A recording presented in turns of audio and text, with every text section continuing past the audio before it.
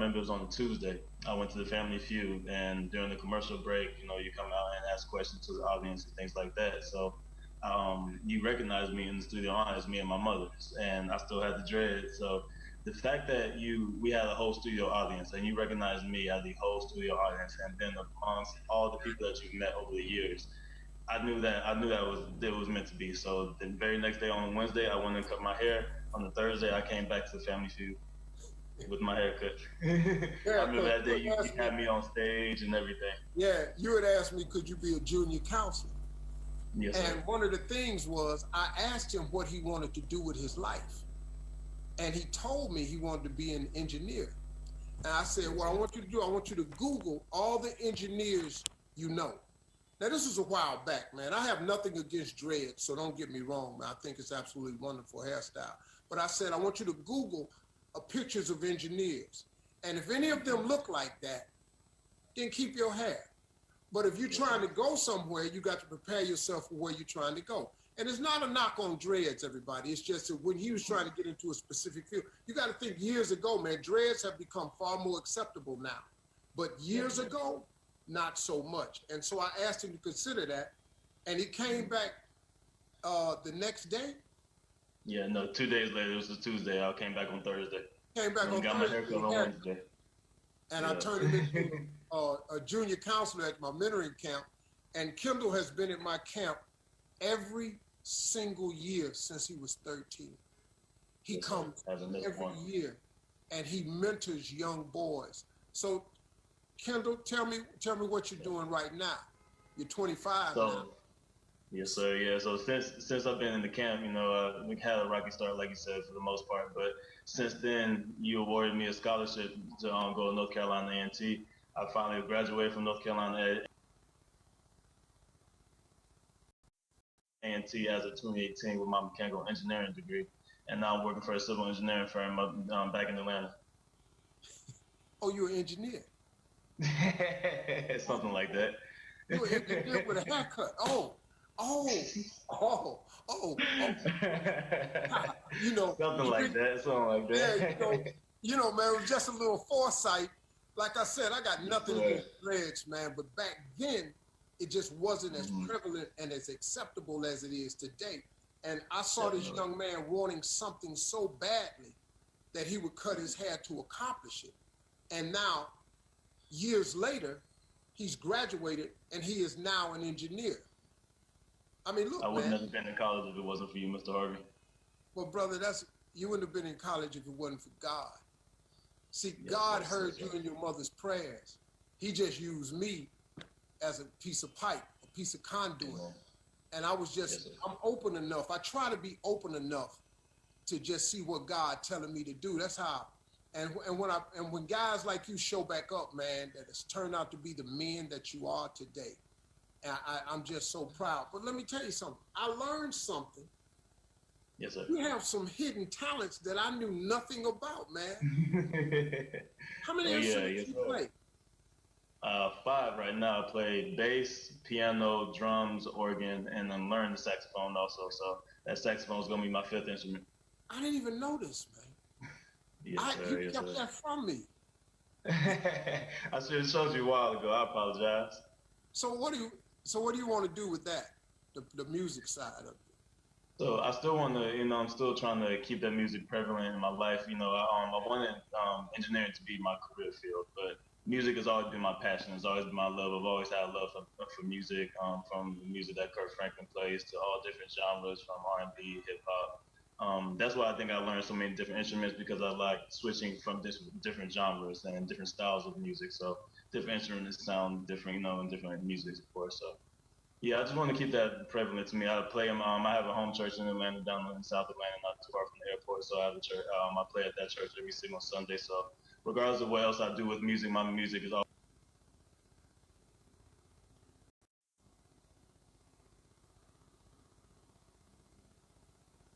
In your life. It's immensely, from the people that you put into my life. The very same year that I went to the camp, I got awarded an internship. I was still in high school. I got awarded a paid internship back in Atlanta from you giving me a scholarship, from all the mentors that you put in place to me. I didn't have a father growing up. I met my father since we've been at the camp, and me and him are working on our relationship. But before then, I didn't have a father figure. I didn't have a male role model. He saw it was just me and my mother and then my grandmother. So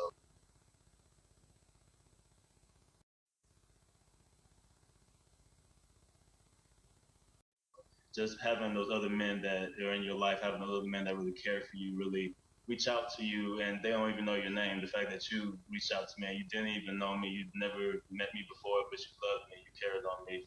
Everybody in your family welcomed us with open arms. The year I went, we had 100 boys, and you loved every single one of us like we were your own. So I don't know, the camp just felt home. For me, it was a life-changing experience, definitely. From every single year, I see the change in all the guys and all the boys we bring in, how we mold it from boys to young men by that Sunday. So I don't know, the camp has just meant immensely, it's changed me immensely in my life.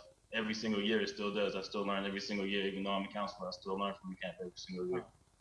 And man, I can't tell you how much I appreciate you coming in and just sharing your experiences, because it means so much to the younger boys that's 15, 18, when they meet a young guy that's in their 20s, which is the next level they're trying to get to, and you're able to share and talk directly to them. I mean, you know how many boys you straightened out for me?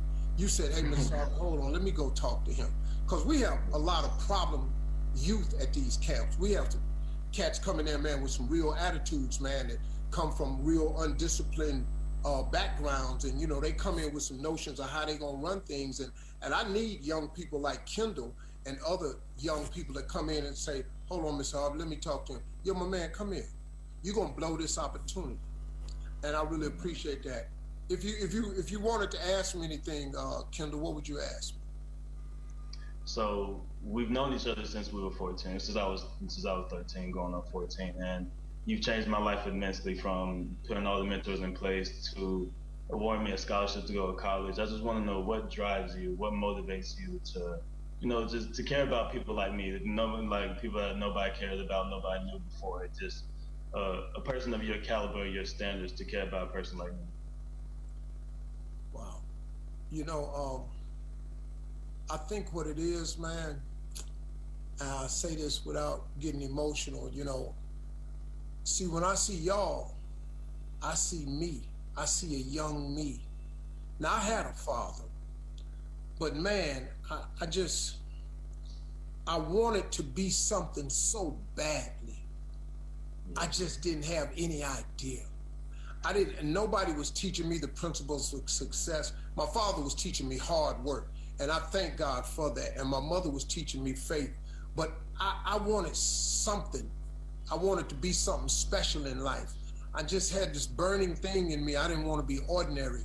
And when I meet a lot of y'all, I see that in so many of y'all, that you want to do something different with your life. You want to reach another level in your life. And when I see y'all, I see me. And I wanted so badly to get it right. I was trying so hard to figure it out. When my dad died, when I was 43, at the funeral, I realized, when I was looking at him, I said, man, if it wasn't for this dude right here, I'm not here today.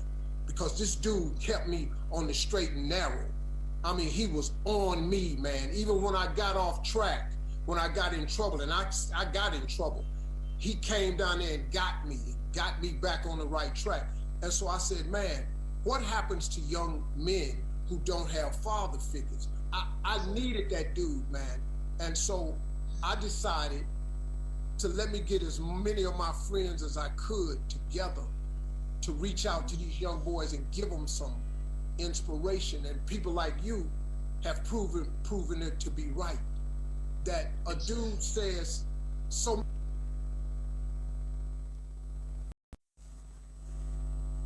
many years ago, I want to be an engineer,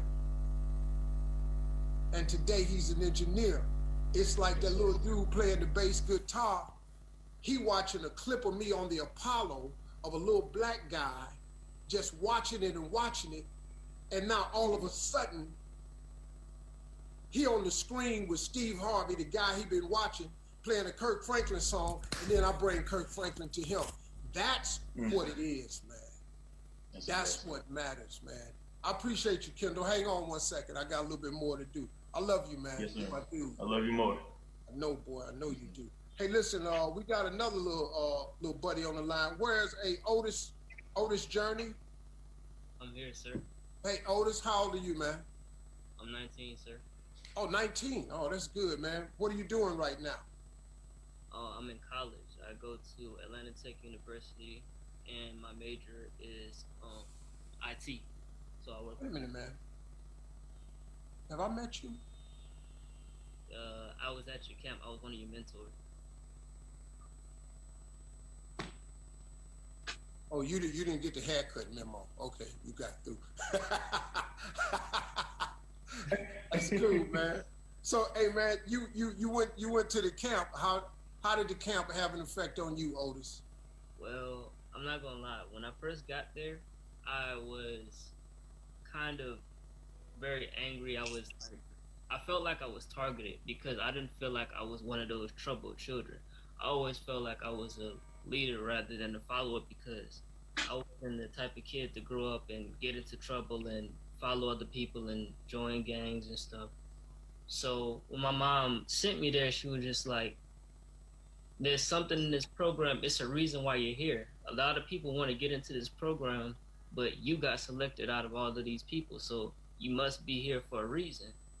So one of my mother's friends that got me into the program, she came and she talked to me. She was like, just go. So I went. I remember falling asleep on the bus. Y'all came on there with the drill sergeants and stuff, and everybody yelling, and you dapping me up, saying, "Hey, how you doing?"